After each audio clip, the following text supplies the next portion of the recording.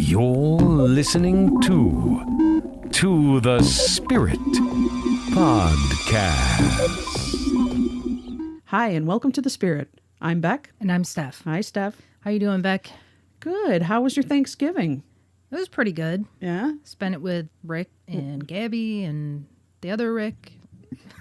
I don't know if anyone out there knows who Rick and Gabby and the other Rick are, but My sister, her husband, which is... just in case you want to do some stalking, Yep. we'll give you the address. Oh, God. You really don't want to show up there.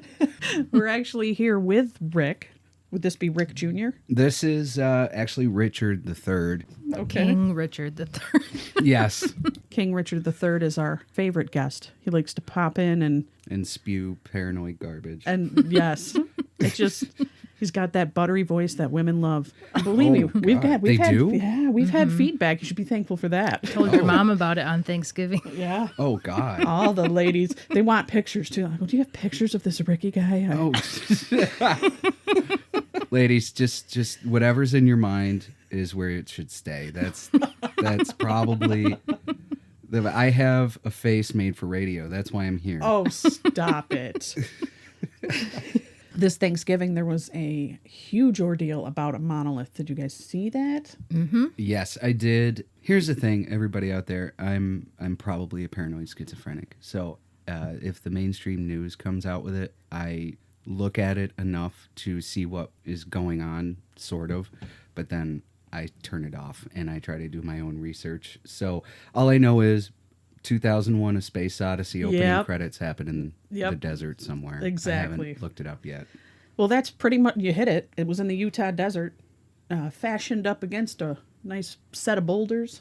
And it did look very 2001: Space Odyssey. A lot of people were using comparisons for that. However, it may not be that mysterious. They were telling people not to, you tell people not to go somewhere, they're going to go.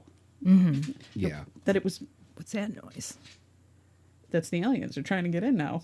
Oh, We heard them. they've arrived. Oh, the dogs they are have here. forced their way into the room. Oh, Hi, my puppies. Lord. Oh, my Lord. You can't be part of this. They will not be denied. All right, I guess so. Where was I? We left off. With people will go there. Yeah, they tell people not to go there. They're going to go there. Don't look at the car crash. You're going to look at the car crash, right? Well, maybe it's a good thing because people did go in and they did find rivets. It was an artist installation or something of the like. Yeah, they even saw the cuts in the rock. Yes. Well, yeah, but another one of our topics today is also man-made, and that is nonetheless creepy and serves a purpose. So, yeah, was it made by aliens? I guess not. No. But, I mean, I think it could also come to symbolize something else. It could. When you see how people react to it, it shows how our society's thinking in the moment, too. Like, Well, 2020. I know. Well, there's so many weird things that have happened. Like, when did the crop circles start? How long ago was that? That's been a while. Yeah, 1960s or 70s. It was the I think. 60s? I'm thinking it was In the the beginning, 90s. I thought it was the 90s. It really got out of control in the 80s and 90s. Yeah. Yeah. But some of those were proven to be false, for sure. Yeah. But some are pretty darn Elaborate. yeah, they're elaborate. I remember watching a show where these kids from some really awesome college, real smart, decided to do one themselves. They had a hard time getting just simple designs done in one night. Mm-hmm. And so when you see the elaborate ones that are done just overnight, just appear, it's very impressive. And I don't think it's impossible that people can't do it, but it showed that they had a group of college students do it, and they really planned it out well. Even added some of the things that they were finding at these sites, like little shavings of metal that they would find. So they decided to make a machine that could sprinkle these little metal shavings around just to show that we're going to do everything that we're finding. So they were able to accomplish it, but it was just not a very interesting looking one. That sounds like a Rube Goldberg machine approach to doing a study. It's almost like we're going to create a machine. What was a TV show? Yeah. Yeah. No, it's just yeah. I think with those, a lot of people think now it was like bored farmers and kids playing pranks, but I think there's a lot of things that at times accompany those, like cattle mutilations. It's like, have they ever done That's terrible. like they always like to say it's like yeah, cattle dies and then it's like gas escaping the body, but it's like, how come it's proven that like most of the time the flesh on these things is literally carved. It's not Precision cut, like Yeah. laser cut. I don't necessarily go to aliens. I think it could very well be just people out there. Okay, yeah. I mean, there's definitely a mixture between both, but some of those mutilations that have bloodlessness, like there's absolutely no blood. It's Yeah. just too much. And not only that, but once they started to quote unquote debunk those things, they always pointed fingers at like the farmers who like whose land it was. And it's like their life usually became hell after that was discovered, you know, after they discovered a crop circle or It's something. true. It's like, why would they like, yes, that what does the attention get them? It gets them like mocked in media and it damages their crops, damages their business. It's not like it serves them any purpose. Then they got to deal with crazy spectators and the FBI trouncing through their Yep. land for like Media. years afterwards. Like Yep. to me, I don't think it was the work of people seeking attention for themselves. I think it was definitely other people. Like the or Skinwalker other- Ranch is like that. They wanted to have a great working ranch where they were going to raise cattle and all that. And then that place was a nightmare. Right. And Yeah. they had to leave. They just had to basically try to sell it to the next person. What's interesting about this monolith, though, it was on government land. And that is against the law to be leaving installation pieces like that. I wonder if it was a leftover set piece from the movie version of Hair. Like, you know, The dawning. yeah. Like when they filmed that scene, that was part of it, but then it wound its way onto the cutting room floor. Like, because people leave set pieces and crap behind all the time. Like, I remember a couple of years ago, a young girl in England on a walk with her father found like a Dalek in a pond. And it was from a 1980s episode of Doctor Who. Or another kid that same year, I think, found a sword that looked like something King Arthur would wield. And it was like, no, BBC was filming some sort of TV show or something. And some idiot just at the end of filming chucked it in the water. Talking about weird monoliths and stones and things that come out of nowhere. What do you guys know about the Georgia Guidestones? Well, they were erected in 1980 by a professional company. But the thing is, it was the brainchild of a guy by the name of, I think it was R.C. Christian, which is obviously a fake name. Yeah. And he approached some granite carving company to make, you know, this elaborate design. And they thought he was so full of it that they quoted him something like 4 or 5 times above what they would normally charge for a project of that size. And without even hesitating, he just said, you know, yeah, I'll go right ahead. I'll pay you whatever you want. He said he represented a community of people that for like 20 years they had been planning this. Once again, a weird, mysterious group represented by him bought the farmland that it was placed on.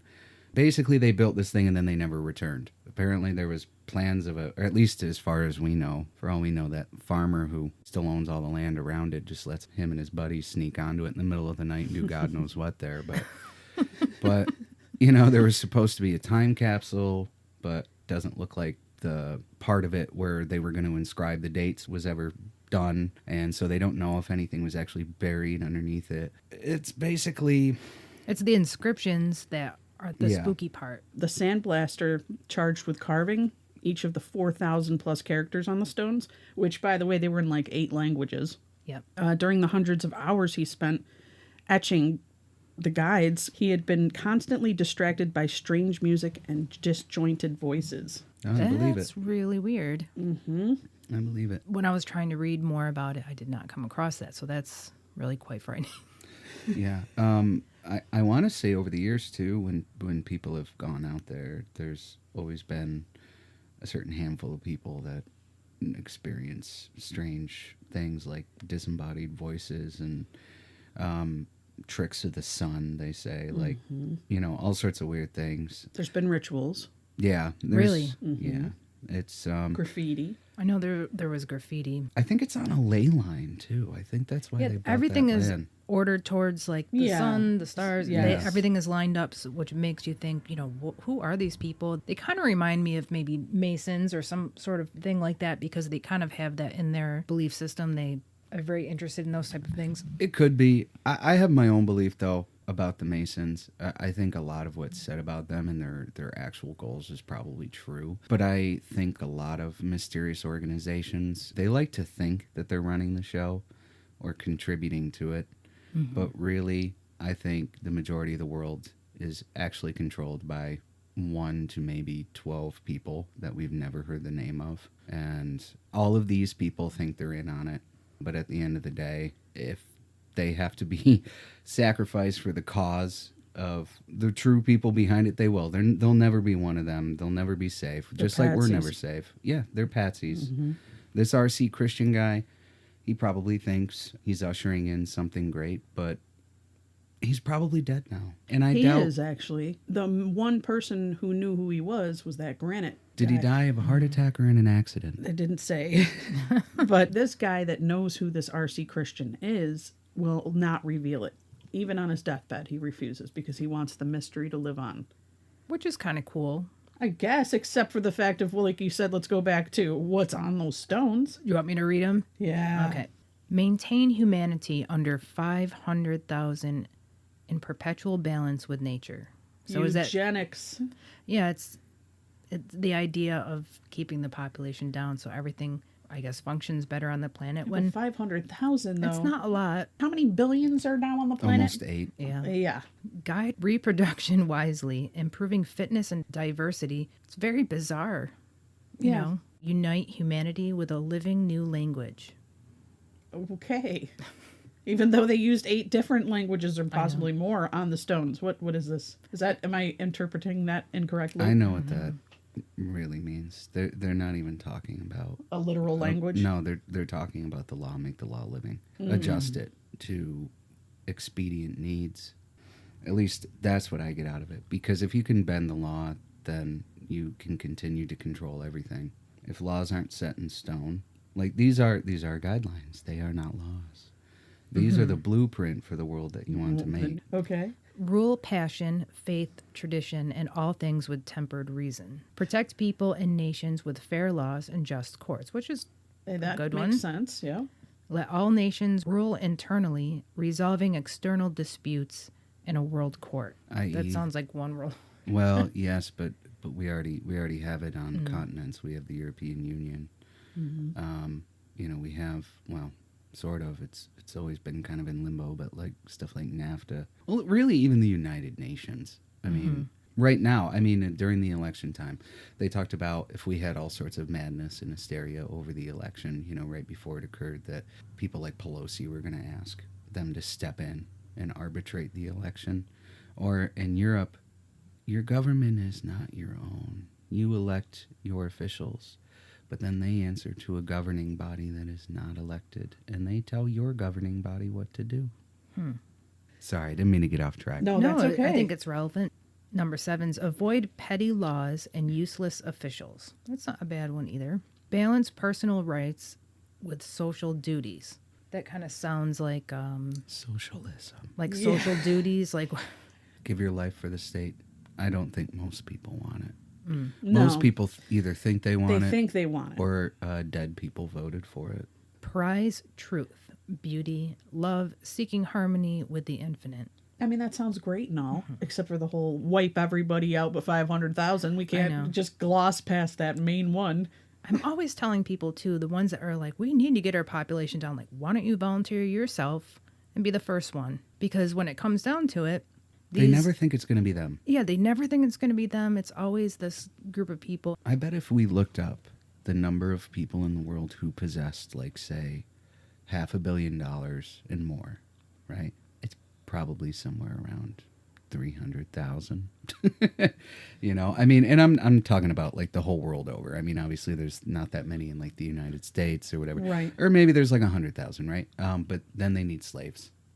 And that is the rest. And they will be genetically modified. By the way, folks, this was stuff that I had professors scream at me in college about, and I used to get in arguments over. They talked all about engineering another race, how, our children can all have blonde hair and blue eyes. If that doesn't freak anybody out, I don't want to talk. If it doesn't freak you out, I don't want to talk to you. And they do it under this guise of, well, yeah, but then we can eliminate things like Down syndrome and childhood defects, and allergies to certain things, deadly allergies to certain things. And okay, but that's no longer your child, really, because Right. its DNA and RNA has to be altered. So it's not 100% you. I mean, if you took an ancestry test, Yeah. it would probably really confuse it. We aren't meant to muck with these things. Look at we've been doing it to our food for decades,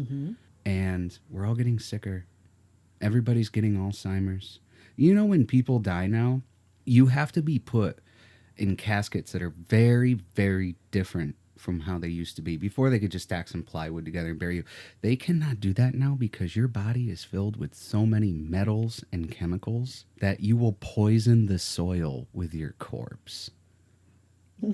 We just went real dark. Yeah, I know, but it's the truth. It is the truth. And this comes from what they put in our food, because how else is it getting into your body?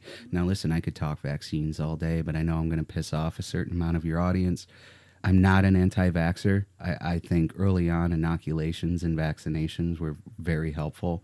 But if you think what's going into your body now is there to help you, there's a lot of people in India and Africa that would like to have a conversation with you. Last one. Okay. Steph's like, Sorry, back this to is the kind Guidestones. of my thing. Yeah. Be not a cancer on the earth. Leave room for nature. Leave room for nature.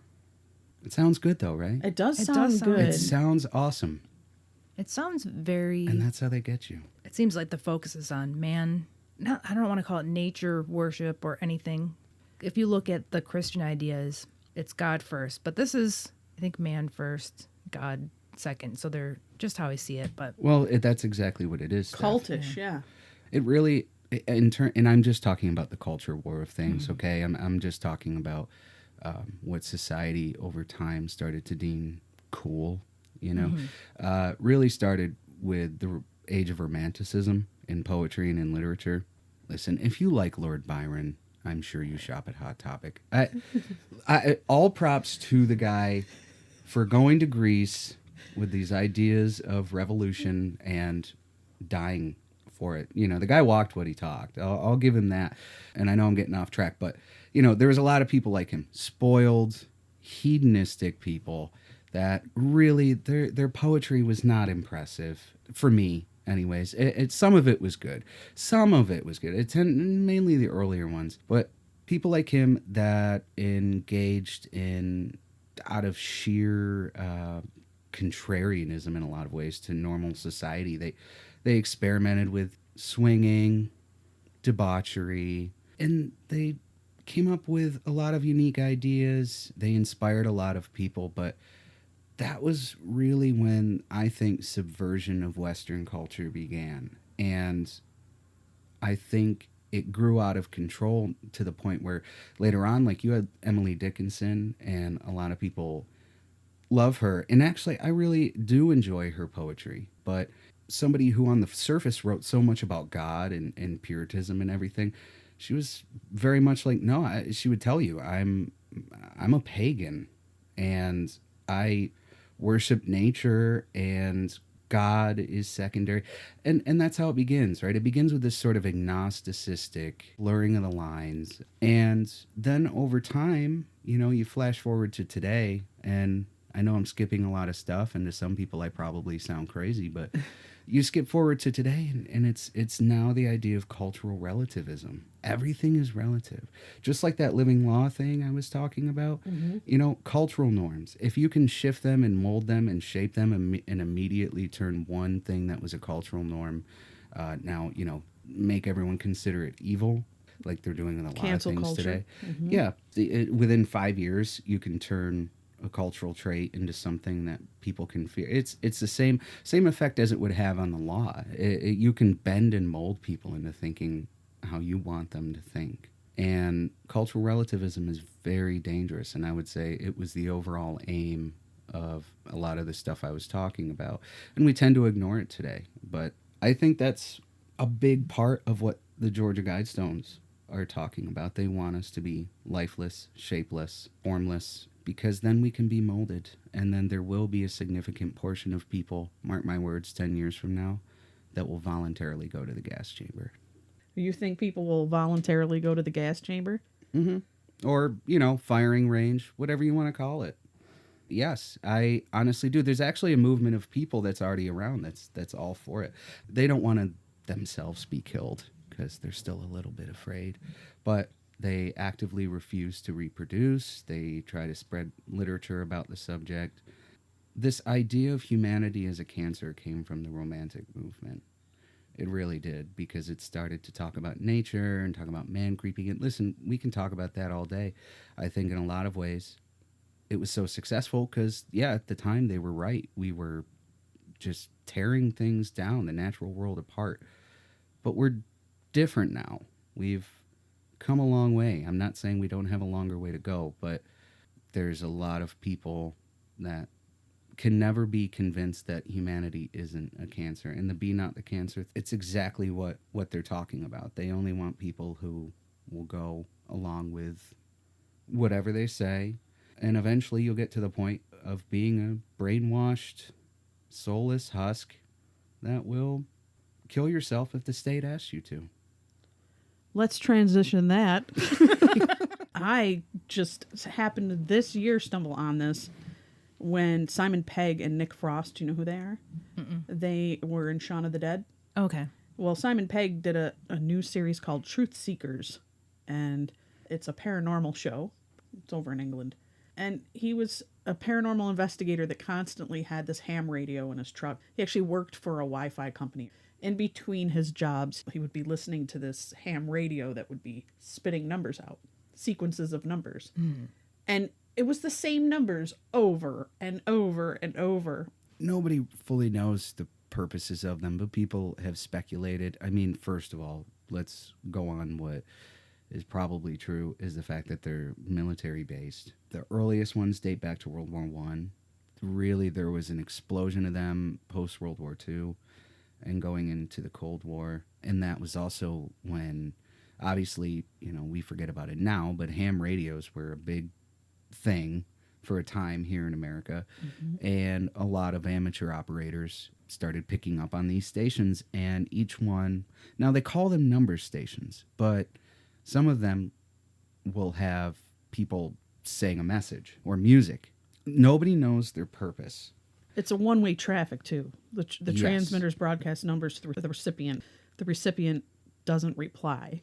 Yes. So you have that. If they were doing it using a computer, that could be traced. Paper, you could probably burn. But these coded radio transmissions, they have encrypted data, so it's perfect. Yes, and most importantly, a lot of these stations will put out the same broadcast continually for years and years and years and years and years. And it could be something that's 3 seconds long. It could be something that's, 10 minutes, but it'll be the same message over and over again. And then they tend to change or shut down right before insane events. I was talking to Steph a couple of days ago, and right before, I don't know how many people out there remember this, but, the Russian coup in 1991, right before then, some of them changed what they were broadcasting, almost like it was giving the green light to something. Another one shut down, the Lincolnshire Poacher, which, by the way, is the one used in Truth Seekers. That one shut down right at the crash of 2008. So each one, I mean, personally, this is just me. I don't have anything to back it up. But I personally think each one of them has a responsibility.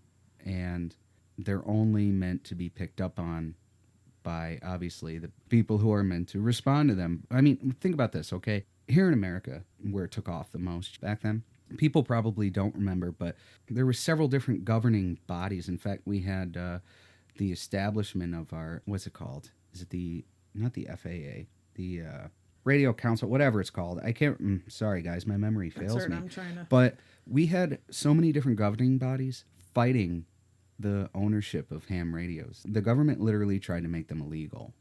And nobody could figure out, they were saying it was messing with air traffic control and all these other, but they did the same thing with pirate radio stations, and they don't. No, there's different frequencies they're operating on. Yeah. It's ridiculous. I mean, a pilot is operating at a completely different frequency than a ham radio. Exactly. And that's the thing. And So I think they were really trying to stop people looking into these things. I honestly think that what the message that you're hearing, the repeated message over and over and over again, that's almost like an everything's okay alarm, if anyone watches The Simpsons. And so it's meant to continually go, but the moment it goes silent, then I think those are probably stations that had a singular purpose, like, okay, crash the economy. And then ones that change their message, I think those work in stages. They're sort of, each message means a different thing when they change it. There's something paranormal about it, too, because there are forums and Reddit threads and people that are still sitting down. There's hundreds of these channels, and they're still listening to these encoded messages, whatever they may be. They're the real heroes. And by they're the way. they're just trying to figure it out. They're coded radio transmissions. They think they have encrypted data. So they're sitting there listening to this over and over and over. And sometimes they claim they hear voices in the background that are different. I mean, it's like you'll have that message, but you'll have people talking behind that. Sometimes they'll switch channels. Sometimes one message will go from one transmission channel to another completely different channel and continue and pick up from there. Kind of reminds me of the TV series Lost. Remember that number thing that? Do you remember the show? Yeah. I think it was based on that Really? concept. Yeah. Oh, wow. And then they had to punch in the code every day. Mm-hmm. And then if they didn't do it, they were trying to figure if they didn't do it, What would happen? Yep. But Yeah. that was constantly going on a We relay. should give our listeners an idea of what we're even speaking about. So, Yeah, why don't we play a few clips? all right, which one should we play Well, first? why don't we start off with the Lincolnshire Poacher, because most people might be familiar with that, or they can turn around and watch the Truth Seekers, and then, they can hear it for themselves. I thought that was a pretty cool idea. I mean, they used a defunct station in it, maybe because, the BBC didn't want to get in trouble. This station no longer broadcasts.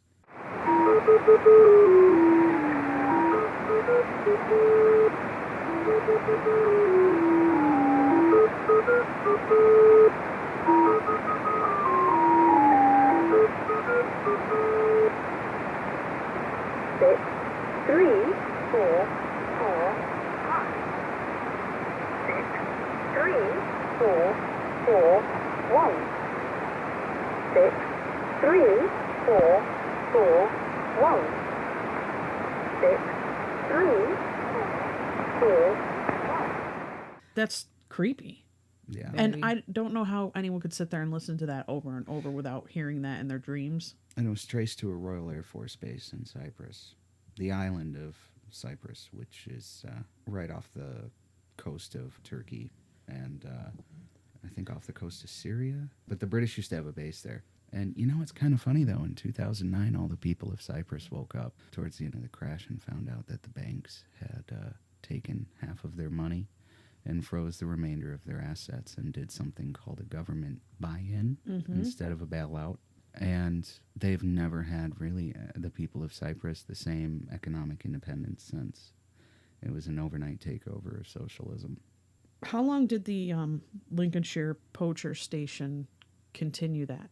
They ended in 2008, which right around the time of the worldwide crash. Okay. That's why I say that one. It fulfilled its purpose. And I think Cyprus was sort of the guinea pig for what they want to roll, economically speaking, what they want to roll out for the rest of the world. I think there will be a government buy-in of banks here when the inevitable crash happens. It's coming soon, guys. I'm sorry. And you're going to want to probably buy as much crypto and precious metals as you can. And lock and load. Yeah.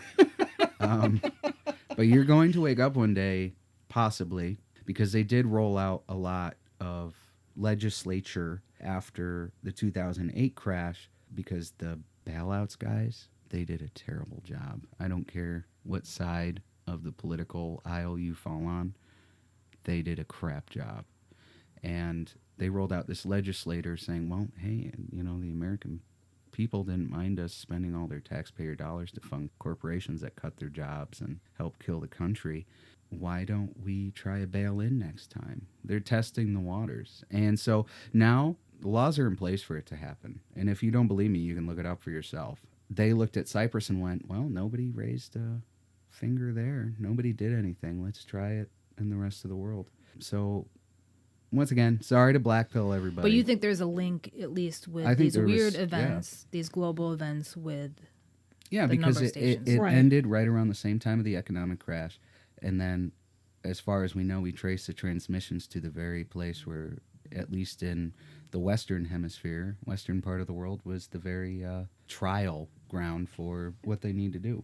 Back in the late 90s, obviously governments of the world refused to really speak on these things too much. But representative of the UK, the Department of Trade and Industry, they regulated radio broadcasts at the time.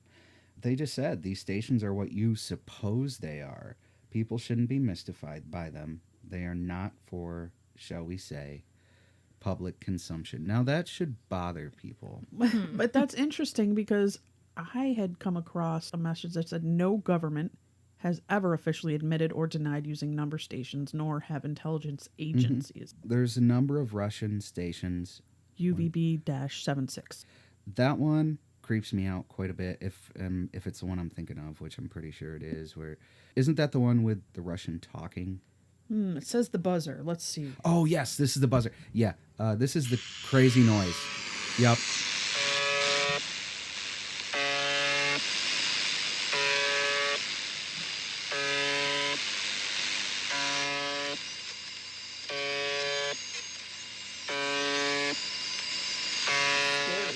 Yeah.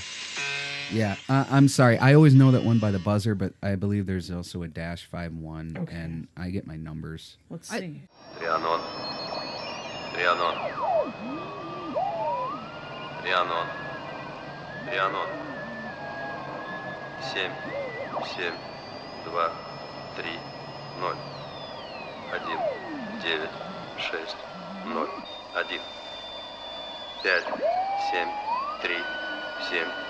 1, 9, 6, 5, 5. Do you notice, though, that all of these make you feel crazy? Like, listening to them, they have, like, that insanity Yeah. feel. Like, if you listen to this for more than a few minutes, you'd probably, like, go nuts. Yeah. I get a little hair raise on my arm, too, for some reason. I don't know why. The buzzer is a classic. That's one of the most famous ones. I always just knew that one as the buzzer. You know what? What's a great thing to look for is the Conet Project, CONET, because that'll have a ton of recordings on there, and it gives a little bit more in-depth On YouTube? analysis. Yeah. Okay. Here we go. Oh, yeah, there's the Swedish Rhapsody. Yep, I have that queued up.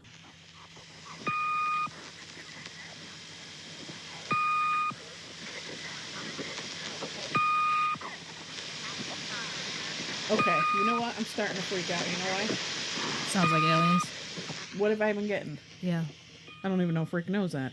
What's up? So I've been getting these weird, like just random. I got a random phone call at 11:11, and it had weird sounds like this. They're just weird, like I called them boops and bops. Remember boops and beeps? And then I was recording a interview in New Hampshire in a truck, nothing on, no cell phones. I had just a handheld recorder, and we were talking about granite state phenomenon. We were talking about UFOs and American Stonehenge and all that. And on the recorder, I got the same boops and beeps, like boop, boop, boop, boop, boop, boop, almost like a transmission was coming through. And then a week later, I get a call with another transmission that comes right through to my voicemail. And as I'm listening to this, I'm kind of like, what in the... I've gotten that too. That's so creepy. Not that part. I haven't The gotten ice that cream part. man's coming. I know. Get the quarters, guys. Wow. Yeah, the Swedish Rhapsody is freaky. Yeah. There's also this one is just labeled the magnetic field. So if you don't mind, I'm just Go going for to it. play it. Do we know anything about it? The recording's been taken down. That makes sense. Son of a bitch. Let me see if I can find another one of the ones that... Well, let me just say that the Swedish Rhapsody started broadcasting from Poland in the 1970s, and it features a music box version of the Swedish Rhapsody #1, followed by a female child's voice. Oh, we didn't hear that part. Reciting a list of numbers in German, ending with the word Achtung. Achtung.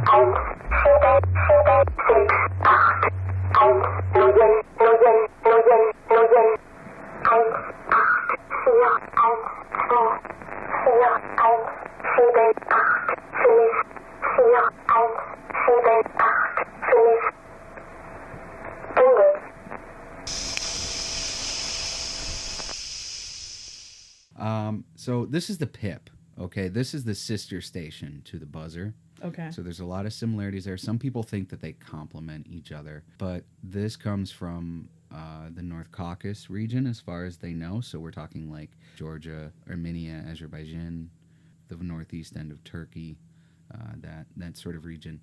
So I don't know. This one it might have a lot of purpose with what's going on right now. I don't know if people follow world news, but poor Armenia is getting the absolute tar kicked out of it by Georgia. And there's a whole war going on there, pretty intense. But this is the PIP. This is the sister station to the buzzer. Okay.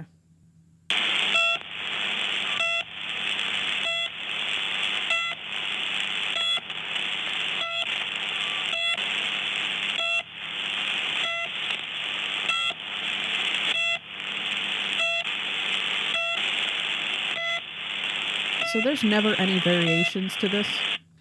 Some people really dissect these things, right? And they'll even pull out like a metronome and try to count the number of seconds or measures between each beep to see if it changes. Yeah. Or see if it increases in the amount per minute.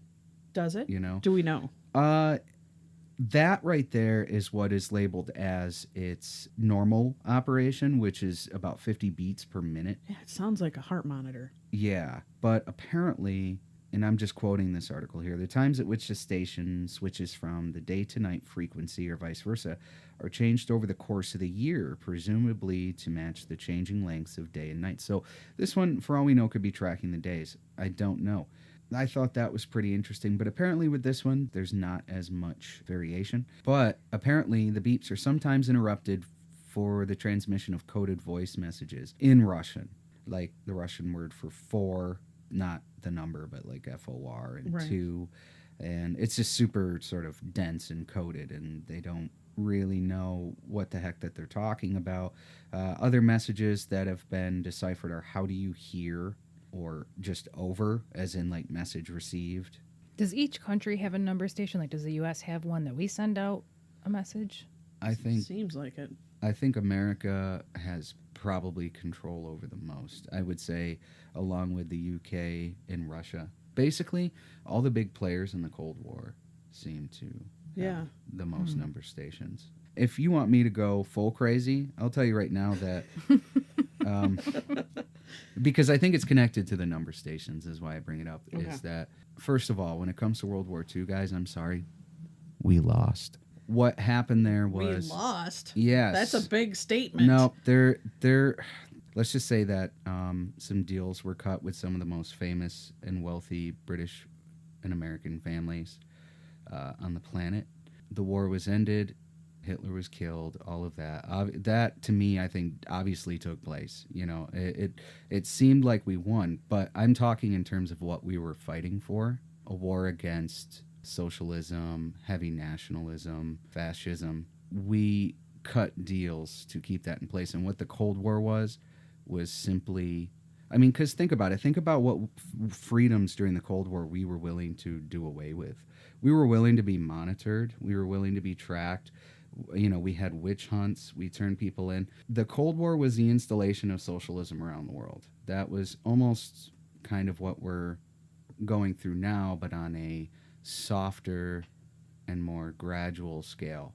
We move forward to today. Think about since we came out of the Cold War, American politics has swung further and further to the left. I always think there should be a balance, right? But all of the aims, supposed aims, that they would come out and say of communism to subvert and take down the West, guys, they all came true. They all came true. How many people out there right now come from broken homes, probably promulgated by atheist families? And listen, believe what you want to believe. I'm not going to try to stop you, but all of the aims came to pass. We now scream and shout for free health care. We now scream and shout to be taken care of. And these number stations, a lot of them were installed during that time. That's why it goes back to what I was saying, is that I think these are ways for them to communicate without actually being seen. It's why governments across the world come down, or at least tried to early on, came down so hard on people trying to monitor them like normal citizens. And we quickly brand anybody who points this stuff out as, as kind of like crazy, like wasting their time, whatever. But let me just pose this question. If these number stations are meaningless and they're just outdated pieces of technology, like somebody forgot to turn the lights off in an old Antarctic base, why haven't we shut them down yet? Right. That is the weird part of it. That is the weird, strange, almost paranormal part of it. But I think it's connected to that. And I know your audience might get mad at me. I hope they don't. I'm not trying to upset anybody. It's just looking at this, if we really take a long, hard look at the world, and yes, I'm sure anybody out there who's even slightly interested in conspiracy theories or the paranormal has heard these names.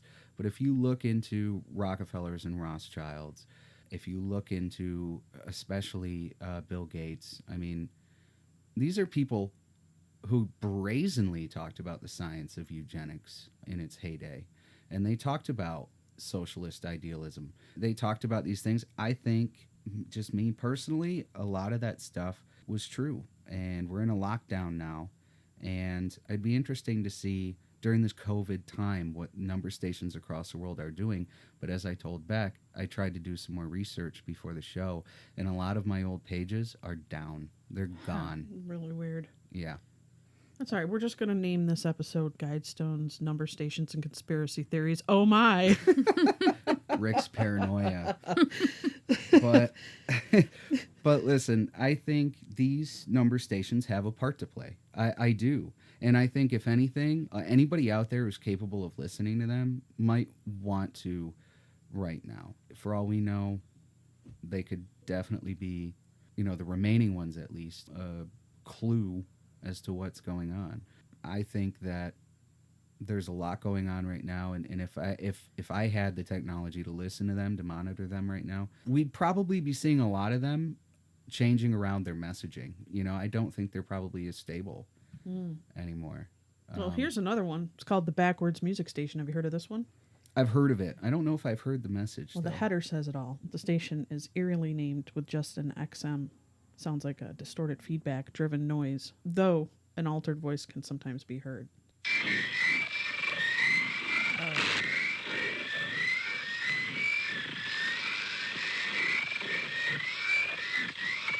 Sounds like War of the Worlds. Yeah, it gives me the chills. Yeah. That one just sent like shivers down me. Yeah, I didn't like that one. They're coming to get us. Now, did you know there's a YouTube number station? No. It has I'm not on YouTube that much. 77,000 videos of abstract shapes. And the account name is WebDriver Torso. And he's posted 77,000 videos, each one 11 seconds in length and containing pitch sounds and a blue and red rectangle. One theory is that this message is a spy board, a digital online equivalent of a number station. So here is, let's see if we can get a little. Oh, that's terrible. You see the. Woo! That's bad. You know what that sounds like, though? Video game? Well, Pong? I guess so. But my uncle growing up, he was a firefighter, and so he had one of those police scanners that was on all the time. So when I would go and spend the night as a kid at my cousin's house, in the middle of the night, that would just, and they kept it in their kitchen, which we would sleep in the living room, which was right off the kitchen. And that noise right before a message would just like cut through the house at like midnight. And you'd be like, what is that? But his kids, they were so used to it, they wouldn't even wake up. Yeah, sleep right through it. But yeah. I'm trying to find this one. Is actually a video that I was watching about a guy who was he was training to be a Navy SEAL, and he said they put them through a test. They have to listen to this insane song for a long time to see if they can tolerate it. They said if they can't make it through this, they can't become a Navy SEAL. And it's an insane sounding song that has terrible pitches in it. Like you hear just like when you're listening to those beeps, it sends a shriek, but it's a real song. I'm going to see if I can find it. Okay. There's also a Yosemite Sam one, apparently, which I just came across when I was doing research for the show. I did find a recording of it here.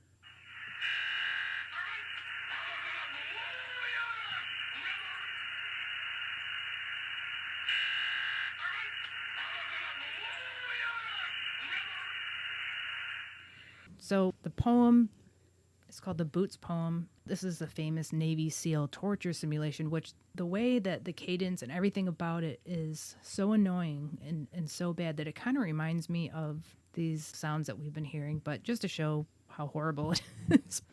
We're foot, slogging over Africa. So stand by, day because the company, but night brings long strings of 40,000 million boots, moving up and down again. There's no discharge in the war. Try to think of something different. Oh, my God, keep Oh my me God. from going lunatic. Could you imagine hearing that over and over and over? Yeah. What also freaks me out is that my grandfather was a Marine, and I wonder what that did with his head before he passed away. Yeah. And by the way, I think this is kind of conspiracy, but he met my grandmother at Camp Lejeune. My grandmother was from North Carolina, and that's where Camp Lejeune is. And, you know, they met each other, moved, because my grandfather was from up here. He moved back, and they got, you know, they were married and everything. But he died in a terrible accident about 10 years after he moved up here. So he's been gone a long time. But well after he died at Camp Lejeune, they found out that they had been... It was basically like the worst underground soil and water poisoning scandal in like Eastern American history. My dad has like a really strange blood protein defect, which we think probably comes from that. You know, everybody there who served there, who even just spent time there, like got cancer and stuff. My grandmother got cancer. Oh my God. And passed away in 2004, but it was like simultaneous almost. It was like she, you know, which does happen with some people, but it is kind of crazy. She had this like really pernicious form of, well, it already is pernicious, but like in overdrive form of like lung disease. Do they know what the poison was? It was all sorts of things. I wish I thought of looking up the Camp Lejeune, because it has been a couple years, guys, since I read about it. Basically, the government denied it for years, and Camp Lejeune was started many decades ago, you know, I think around the time of World War II, and it wasn't until the 90s that they finally admitted it and also stopped poisoning their Marines. But there was a lot of it was waste runoff. My grandmother officially lived in Kinston, which wasn't that far away. But that whole area, especially back then, was very rural. They were surrounded by farms. So I'm guessing a lot of it was like, you know, DDT and other pesticide runoff going into their water cisterns. But a lot of it was put there by the government itself. When they tried to blame other factors, they literally couldn't find and compel enough evidence. They're still fighting lawsuits in court. There are people who can't walk, people that have crazy, all sorts of diseases. So I don't know. Sorry, Steph. It's just talking about all this conspiracy stuff, and then talking about that Marines thing. It's like, man, what did they not do to my grandfather? It seems all institutions that they try to hide so much stuff to maintain their image or whatever they're trying to create.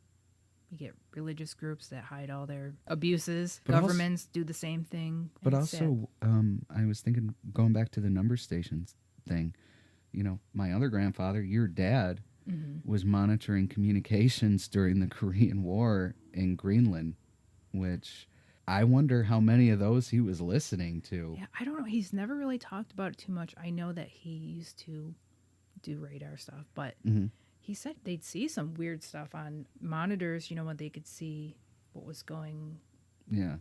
I don't know. He said there was at one point they were tracking two things coming in on radar that literally were at such a high rate of speed. He says, and it looked like they were going to collide, and then they stopped before they collide and then separated and went the other way. He goes, at a very high rate of speed. Oh, clearly UFO. Yes. I mean, That's crazy.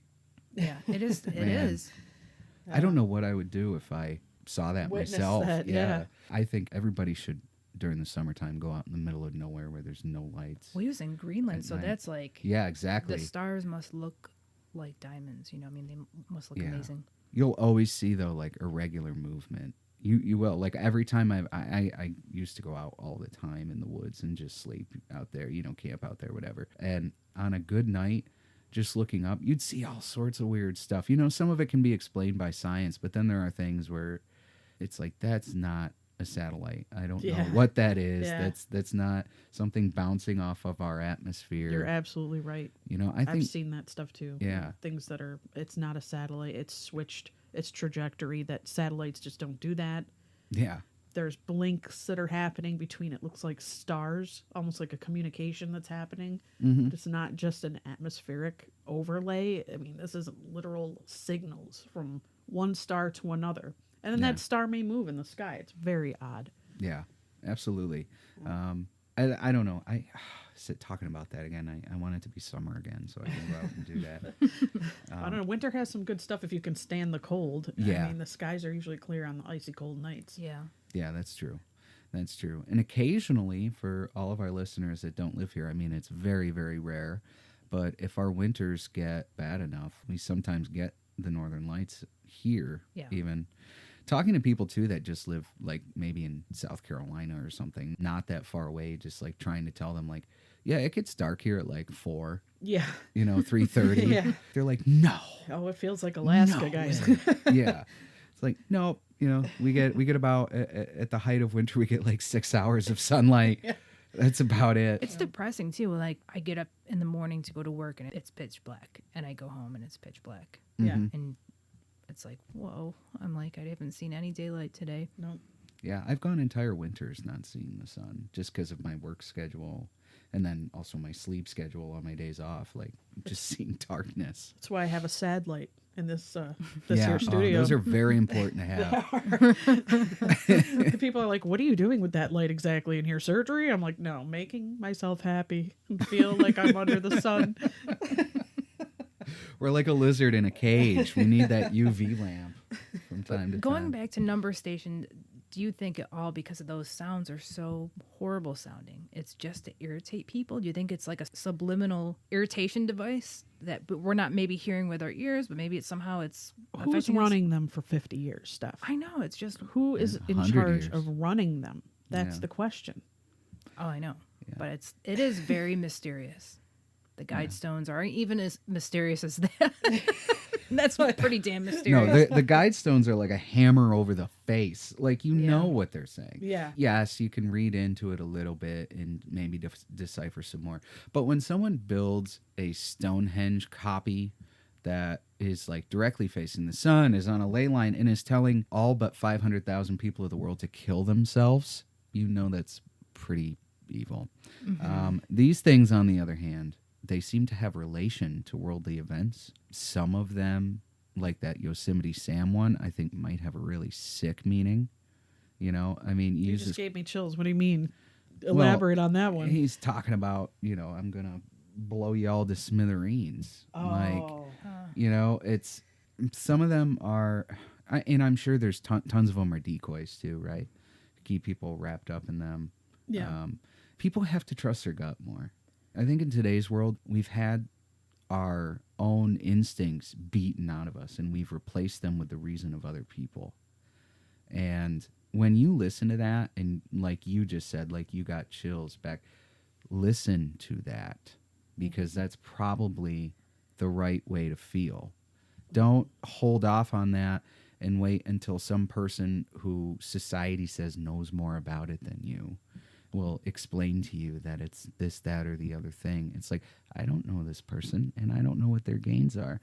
But what got humanity, you know, through the first 1,000,000 years of existence was trusting their gut, Yeah. not listening to other people who might not have your best interests at heart.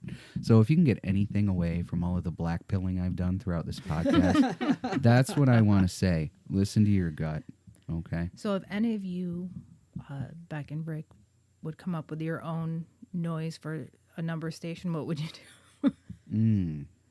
Come up with I would come up with one. It would be like Bush Senior saying, "Not gonna do it, not gonna do it. Wouldn't be No, prudent. wouldn't be prudent. No new taxes."